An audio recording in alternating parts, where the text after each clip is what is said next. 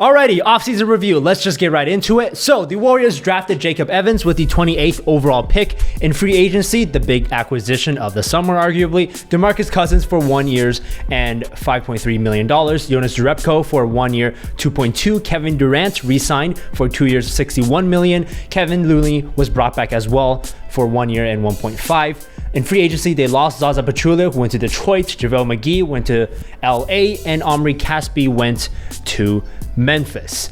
Now, as of the recording of this video, Nick Young still remains a free agent, so we're not sure where he's going, and Patrick McCaw is also a restricted free agent, so we're not entirely sure where he'll end up either. Let's talk about Boogie Cousins first. Obviously, crazy move, came out of nowhere. I do, however, want to point out a little wrinkle with this deal he signed. Warriors fans who pay attention might know this already, but others might not. So Boogie signed for 1 year and $5.3 million using the Warriors mid-level exception. If you have no idea what the mid-level exception is, you can check out a video I made a couple months ago about how the NBA salary cap works, in which I briefly talk about it. Now, because the Warriors are way over the cap, like way over the cap, they aren't allowed to re-sign Boogie next summer for more than 20% of his current salary, which means that the Warriors can only offer Boogie at most a starting salary of $6.4 million per year next summer. Now, here's a part that's really messed up, which goes to really show how terrifying an Achilles injury is. Boogie might not be able to command more than $6.4 million per year next summer. He might not. He didn't this summer. If he comes back and he isn't the player as he was before, or if God forbid he injures himself again, $6.4 million per year isn't crazy.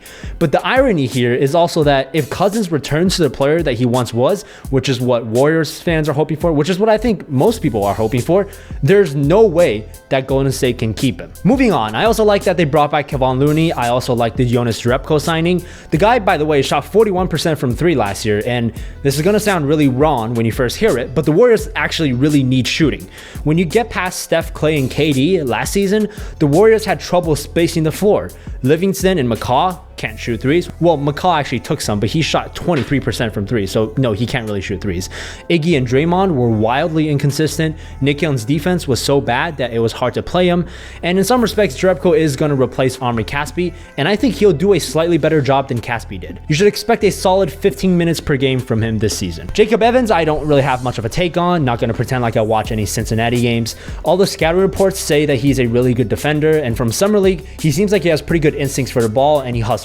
He also shot around 37% from three in college. Not great, not terrible. About 1/3 of his shots in college were also spot-up jumpers, so he projects to be a 3-and-D player if he can get the three down. Either way, it's a good draft pick though. The Warriors needed more wing players, especially after they spent their mid-level exception on DeMarcus Cousins. Overall, I'm giving the Warriors an offseason grade of an A. The only reason I can think of for not giving them an A+ is that we still have an incomplete grade yet with Patrick McCaw.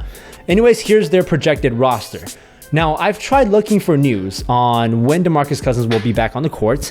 I haven't found any credible sources that have said anything definitive. We know that Cousins is back dribbling and he can dunk again, but that's still a long way from being on an NBA court and a long way from being back to all-star level production. Based on when Cousins tore his Achilles, which was February, and how the Warriors will take it slow, given that they really don't need him, to be honest, I think the best bet is somewhere around the beginning of the new year. So 2 months or 3 months-ish into the season, I think is when you'll see Cousins debut with the Golden State Warriors. I mentioned how the Warriors don't need Boogie. Well, again, if you look at this team, it's basically just last year's team. They're missing two centers, Pachulia and McGee.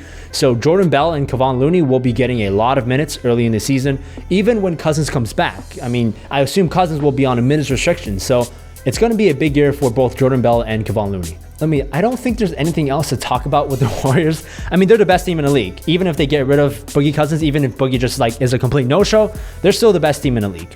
Vegas has projected 62 wins for this team. Now, they won 58 games last year. Curry missed about 30 games. KD and Draymond both missed about 10. Now, even if the Warriors are healthy this year, I'm actually expecting their big four to each miss around 10 games this season because for rest, and they don't really need the regular season as much as other teams.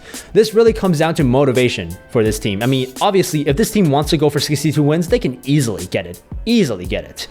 Both Steph Curry and Steve Kerr talked after the championship about how last season they experienced a lot of championship fatigue. So perhaps Boogie can be the spark for them.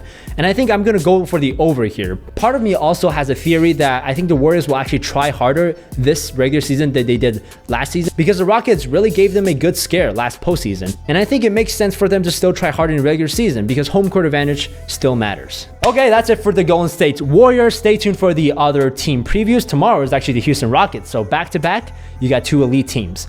I'll see you guys next time with the other videos. Just kidding. Peace.